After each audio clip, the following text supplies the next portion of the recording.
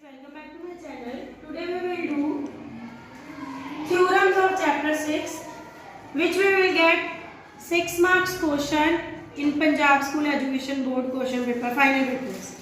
Okay, and there are 6 theorems in chapter 6. From 6 theorems, 1 theorem will be in your paper. So you have to remember all the 6 theorems. Okay. And I am going to explain 6.1 theorem of class 10. This theorem is also known as Thales theorem. क्या बोलते हैं इसको? Thales theorem. अगर तो आपके paper में question आ जाता है state and prove Thales theorem, तब आपको ये स्टेटमेंट भी नहीं दी होगी. You have to remind this statement. Okay. ये स्टेटमेंट आपको खुद से ही लिखनी पड़ेगी. और दूसरी बात, इस थ्योरम को और क्या बोलते हैं? BPT theorem. क्या बोलते हैं? क्या होता है? Basic proportionality theorem. इस थ्योरम का मतलब ये है. तो अगर तो पेपर में आ जाएगा आपको state and prove Thales theorem, तब भी आपने स्टेटमेंट खुद से लिखनी है. ठीक है.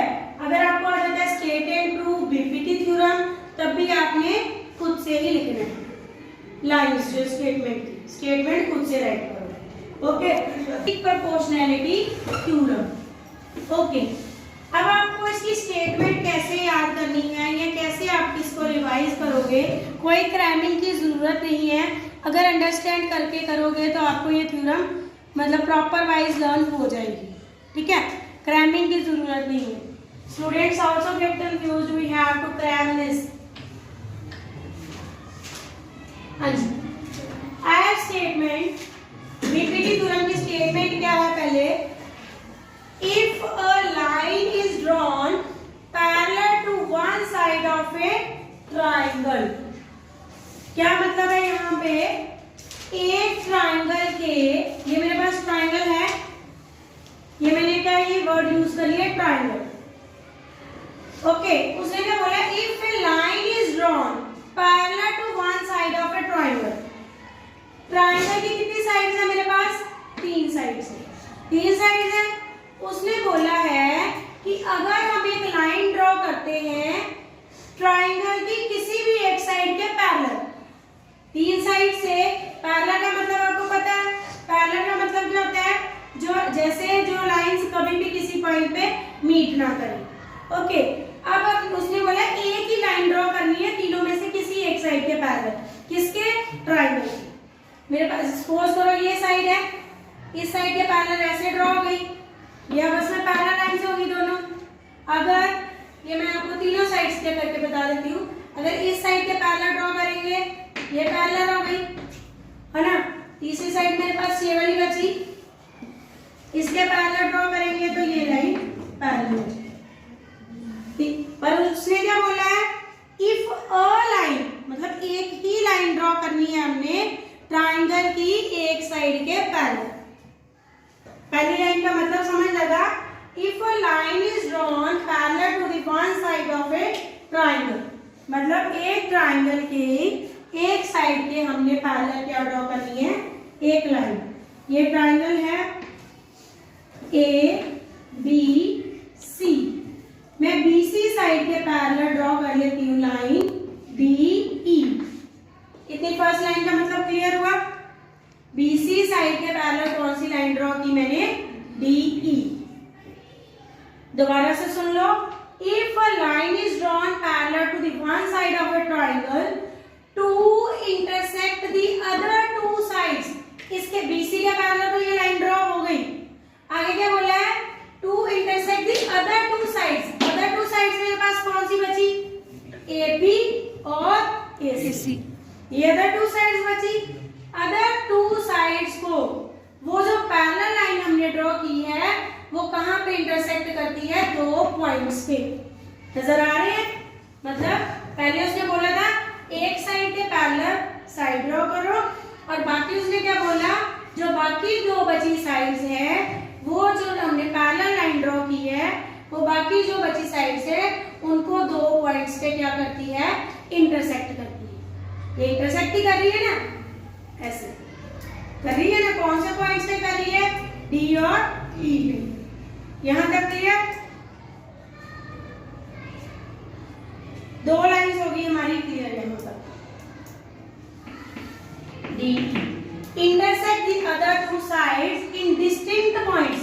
डिस्टिंक्ट पॉइंट्स मतलब अलग अलग। यहाँ पे पॉइंट कौन सा आ गया, डी, और यहाँ पे पॉइंट कौन सा आ गया, ई।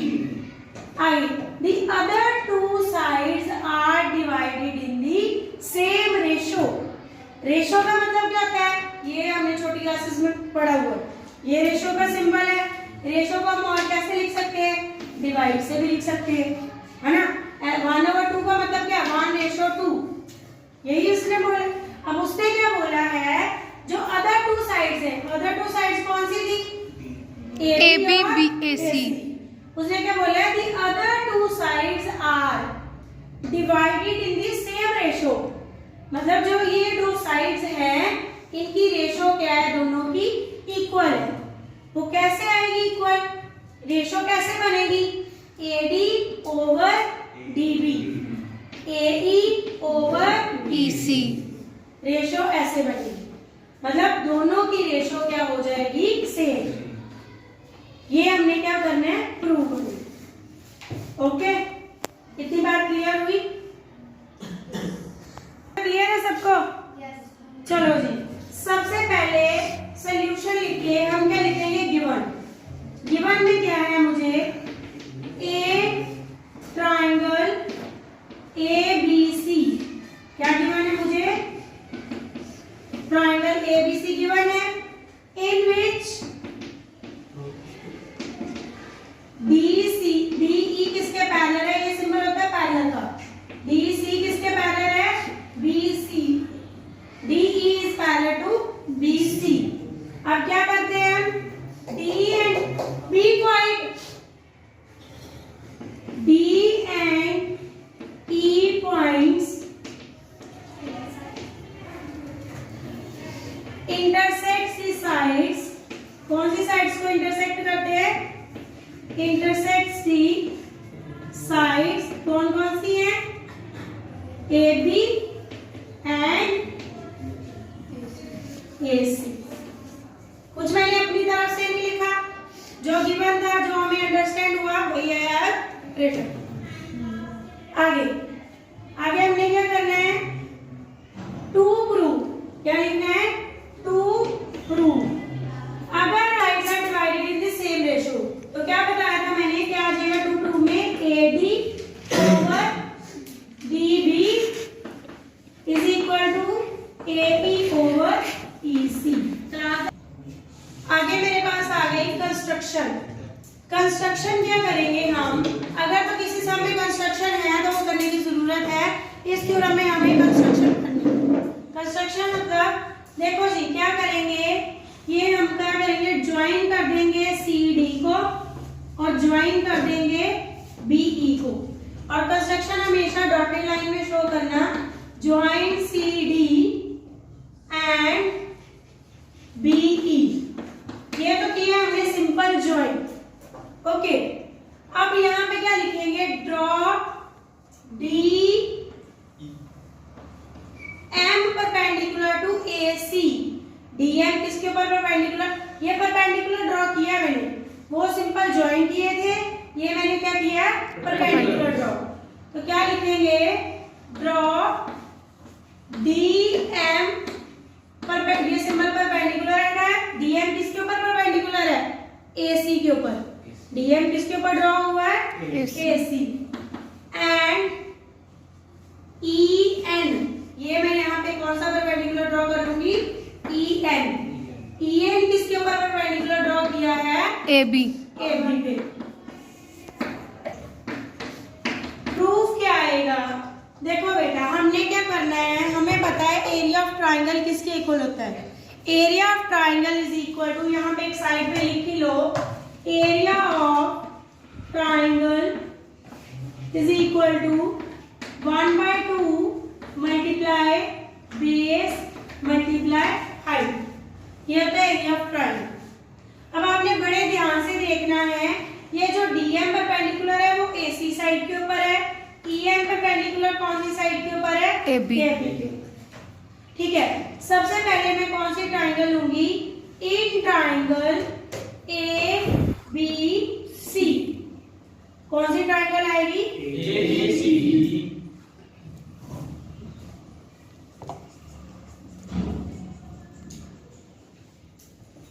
सबसे पहले ट्राइंगल आएगी, छोटी वाली ट्राइंगल लेंगे, ए डी ई।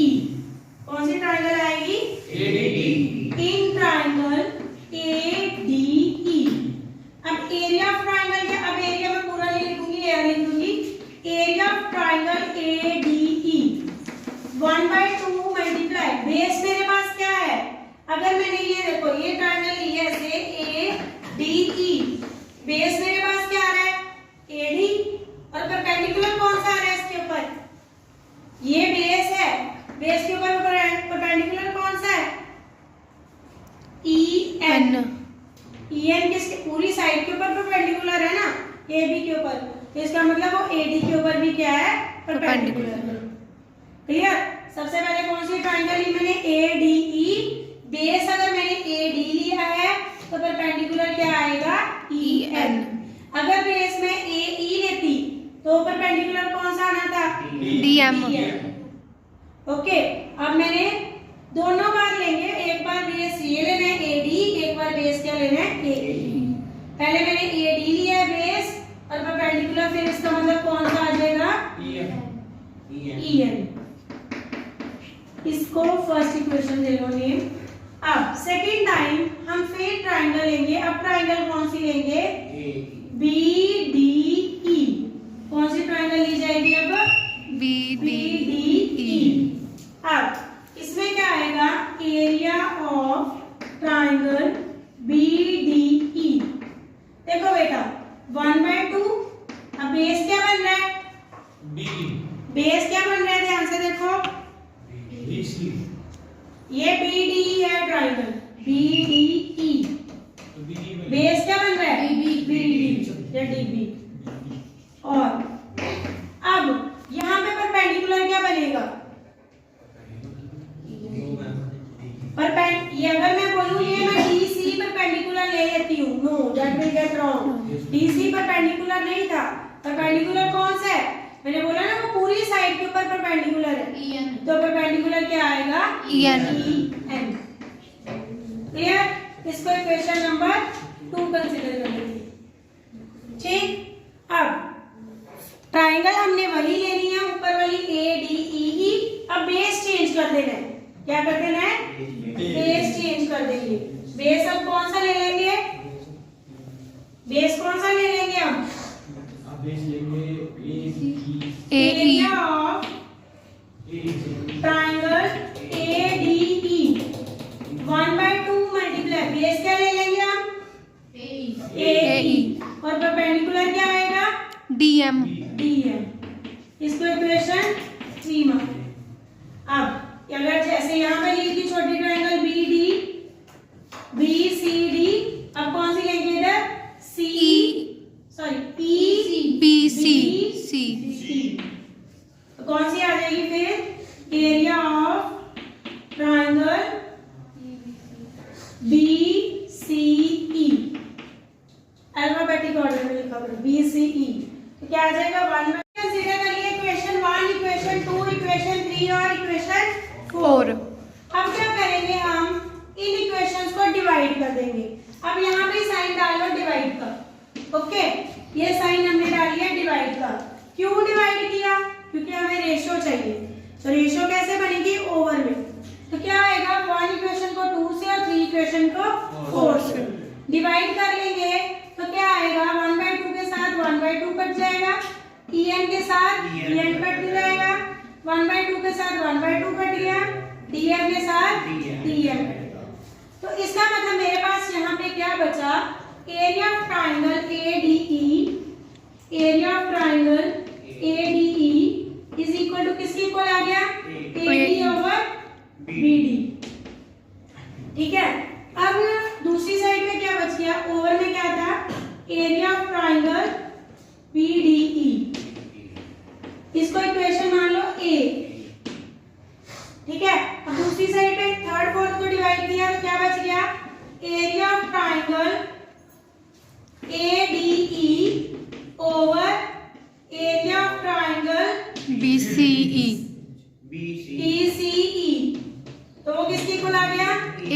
over EC। अब देखो जहां पे मैंने प्रूफ इसको इक्वेशन बी मान लो, कैपिटल बी लिख लेना, यहाँ 4 5 6 भी कंसीडर कर सकते हो, ठीक है। अब देखो बेटा यहाँ पे मेरे पास मैंने प्रूफ क्या करना था, AD over DB is equal to AE over EC, ये प्रूफ करना था। अब मेरे पास राइट साइड तो इक्वल आज भी है, पर लेफ्ट साइड में क्या है, एरिया ऑफ ट्रायंगल ADE, इधर भी लेफ्ट साइड में क्या है, area of triangle ADE, but नीचे क्या है, एरिया ऑफ ट्रायंगल BDE, उधर क्या है, area of triangle BCE। Figure मुझे यहाँ पे दोबारा से ड्रॉ करनी पड़ेगी आपको बताने के लिए, क्योंकि ये ड्रॉ कर लेती हूँ, ABC DE ये ज्वाइन किया था और ये परपेंडिकुलर था और ये भी परपेंडिकुलर। अच्छा जी, अब देखो अगर हमें पता है अगर राइट साइड इक्वल होती तो लेफ्ट साइड हमने ऑटोमेटिकली इक्वल कर देनी थी। अब राइट साइड के न्यूमिनेटर तो इक्वल है पर डिनोमिनेटर इक्वल नहीं है। कौन कौन सी ट्रायंगल बन रही है, BDE, कौन सी ट्रायंगल है, BDE, एक ये ट्रायंगल है, ध्यान से देखो BDE, और दूसरी ट्रायंगल कौन सी है, BCE। देखो जी दोनों ट्रायंगल का बेस क्या है मेरे पास, ये भी ट्रायंगल है और ये भी ट्रायंगल है, दोनों ट्रायंगल्स किस बेस के ऊपर बनी हुई है, कॉमन साइड दोनों में कौन सी है, BE। मतलब अब हमें एक चीज पता है, triangles on the same base have equal area. जो ट्रायंगल सेम बेस पे बनती हैं उनके एरियाज क्या होते हैं, इक्वल। इसका मतलब जो एरिया BDE है वो किसके इक्वल आ सकता है, BCE के। इसका मतलब BDE की जगह मैं क्या लिख सकती हूँ, BCE, तो फिर दोनों साइड्स क्या हो जाएंगी, इक्वल हो जाएंगी, तो इसका मतलब राइट साइड भी क्या हो जाएगी, इक्वल। अब राइट कैसे करेंगे, इसके लिए हमें लाइन मेंशन करनी पड़ेगी, triangles on the same base have equal area. क्या लिखेंगे हम, लाइन लिखो आप, ट्रायंगल्स ऑन